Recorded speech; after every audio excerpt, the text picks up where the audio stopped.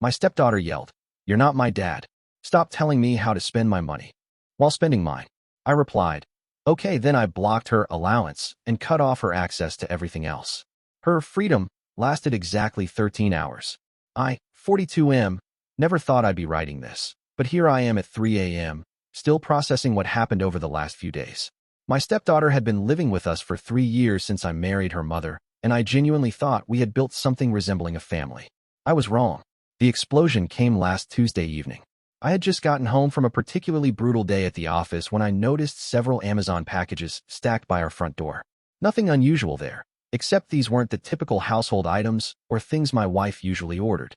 These were luxury items, expensive makeup palettes, designer clothes, the latest gaming console, high-end headphones. The shipping labels all bore my stepdaughter's name. I wasn't snooping, but when I saw the credit card statements scattered on the kitchen counter, my stomach dropped. Over $3,000 in purchases in just 2 weeks. All on the supplementary card I had given her for emergencies and reasonable expenses. I had specifically explained when I gave her access to our family accounts that it was for necessities, gas, food, school supplies, maybe the occasional reasonable treat. When she came downstairs around 8, arms full of shopping bags from her afternoon mall trip, I knew we needed to talk. I asked her to sit down and calmly explain that I'd noticed some concerning spending patterns. I wasn't angry, just confused about why she felt the need to make such expensive purchases without discussing them first. Her response was immediate and vicious. She told me I had no right to question her spending, that the money was practically hers anyway since she lived here. I tried to explain that while I was happy to support her, we needed to have some boundaries and communication about larger purchases. That's when she erupted. She screamed that I wasn't her real father and had no authority to tell her how to spend money. She said I was being controlling and that she was 18, legally an adult who could make her own decisions. The words that really cut deep were when she yelled that I would never be her dad and needed to stop pretending I had any real say in her life. I stood there for a moment, processing her words. My wife was upstairs and either couldn't hear or was choosing not to intervene. I looked at this young woman I had supported, housed, fed, and tried to mentor for 3 years, and something inside me just clicked into place. I told her she was absolutely right. I wasn't her father, and if that's how she truly felt, then she was correct that I had no authority over her spending. I said I respected her position as an independent adult and would treat her accordingly from that moment forward. The confusion that flickered across her face was almost comical. She seemed to realize that my calm agreement wasn't quite the reaction she had expected, but she was too caught up in her righteous anger to process the implications. She stormed off to her room, slamming the door hard enough to rattle the picture frames in the hallway. I waited exactly 30 minutes. Then I went to my home office and began making phone calls. First, I called the bank and had her removed from all our accounts immediately. The supplementary credit card, the checking account access, the savings account she could pull from for emergencies. All of it gone within 20 minutes. I explained to the bank representative that she was no longer authorized to use any accounts associated with my name or social security number. Next, I called our insurance company and had her dropped from our family plan.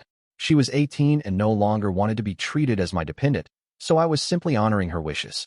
The representative was efficient and understanding when I explained that our family composition had changed. Then I contacted our phone service provider. Her line, which had been part of our family plan, was disconnected within the hour. I kept her phone number active long enough to send her a single text message explaining that since she was now completely independent, she would need to arrange her own phone service. The car was next. The Honda I had bought for her 17th birthday was registered in my name, and I had been paying the insurance, maintenance, and gas. I contacted our mechanic and arranged for the vehicle to be picked up the following morning. I made sure to retrieve the spare key from our kitchen drawer. By midnight, I had systematically removed her access to every financial resource that had been connected to our household.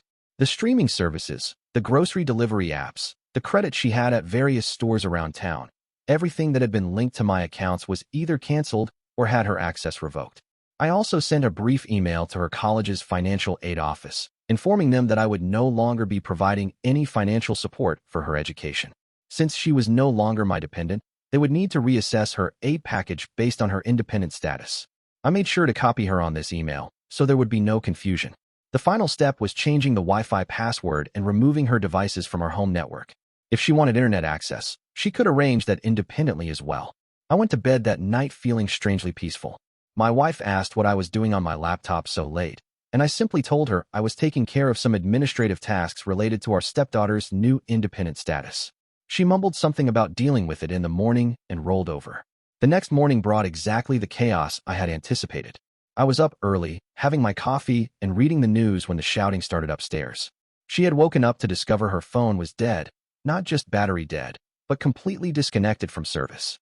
When she tried to use her laptop, she found it couldn't connect to our internet. The real panic set in when she tried to grab breakfast and discovered her usual coffee shop app wouldn't work because the payment method had been declined. She came storming downstairs, demanding to know what I had done to her accounts. I calmly explained that I had simply honored her request to be treated as the independent adult she had declared herself to be. Since she had made it clear that I wasn't her father and had no authority in her life, I had removed all the parental support I had been providing. The color drained from her face as the full scope of the situation began to dawn on her. She asked about her car, and I told her it had already been picked up since it was registered in my name, and I had no obligation to provide transportation for someone who wasn't my dependent. She started to argue, saying she had meant something different, that she didn't want me to cut her off completely. I reminded her that her exact words had been very clear. I wasn't her father and had no right to tell her what to do. I was simply respecting those boundaries she had established. When she realized I was serious, she ran upstairs to get her mother involved. I could hear the frantic conversation happening above me, my wife's voice getting progressively more concerned as she learned what had transpired. My wife came downstairs 20 minutes later, her hair still messy from sleep, and asked what was going on. I explained the previous evening's conversation and the subsequent actions I had taken. I told her I was simply respecting our daughter's clearly stated wishes to be treated as an independent adult rather than as my child. The conversation with my wife was tense. She felt I was being too harsh, that our stepdaughter was just being a typical teenager and didn't really mean what she had said. I pointed out that at 18, she was legally an adult and should be held accountable for her words and choices. If she wanted to reject my parental authority, then she needed to accept the responsibilities that came with that decision. By noon, reality had fully set in upstairs. I could hear phone calls being made, presumably to friends and family members who might be able to provide temporary support. There was a lot of crying, some angry shouting, and what sounded like items being thrown around her room.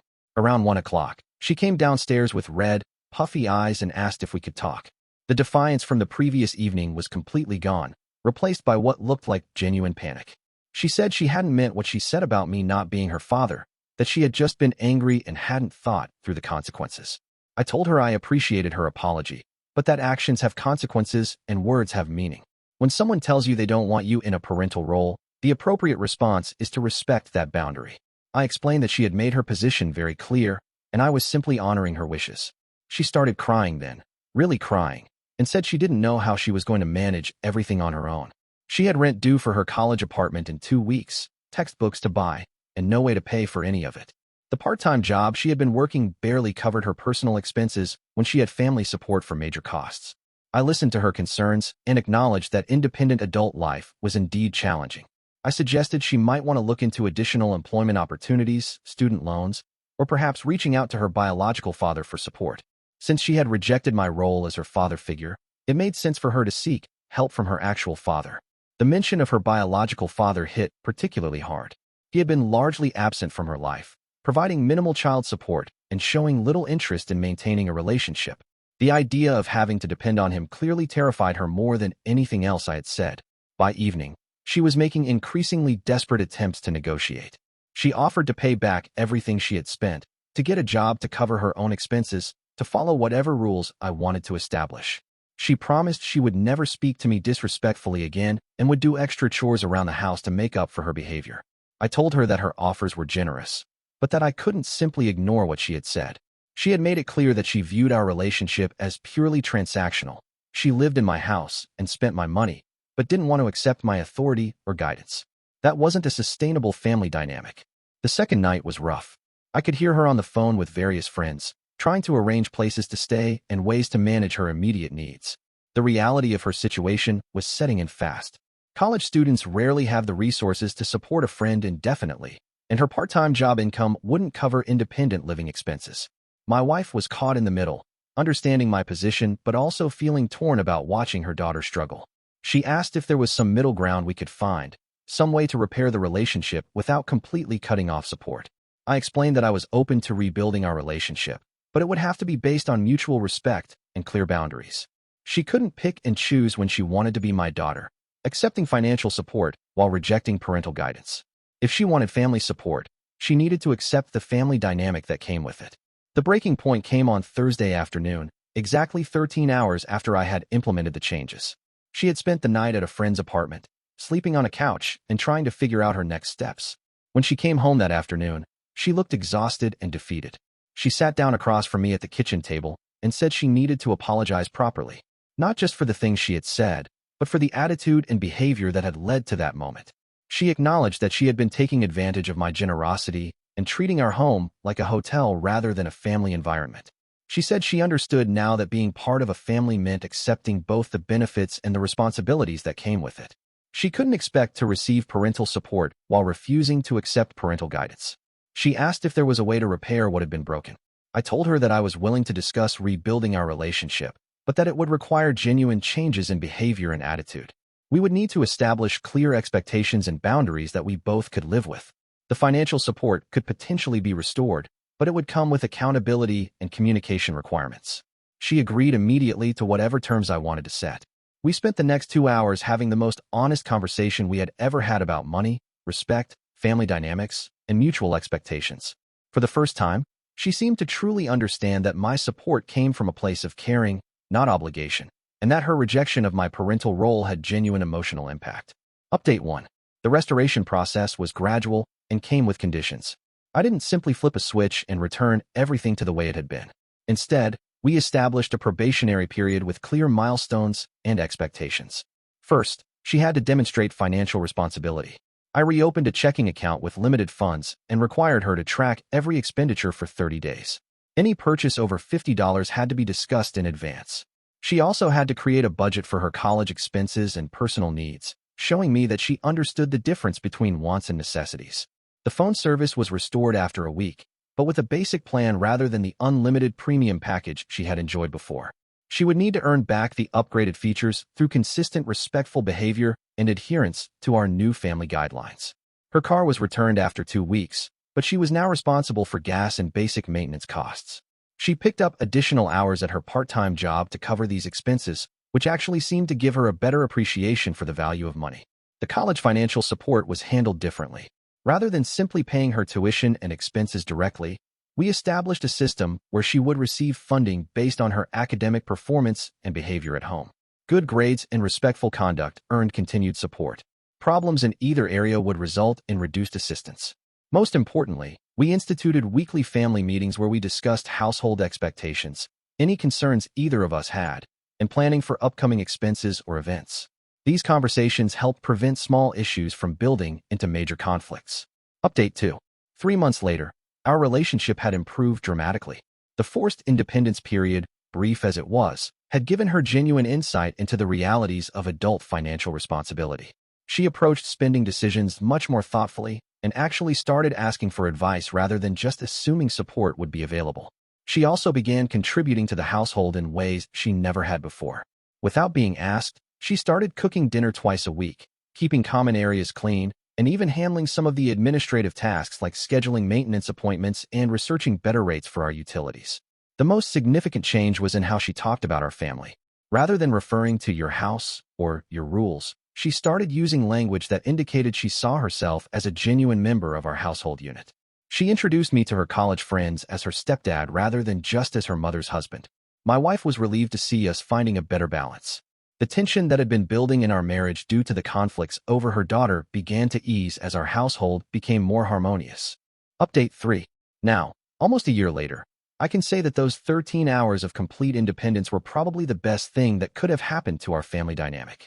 What started as a consequence for disrespectful behavior became a learning experience that strengthened our relationship. She graduated college last month with good grades and has already secured a full-time job in her field.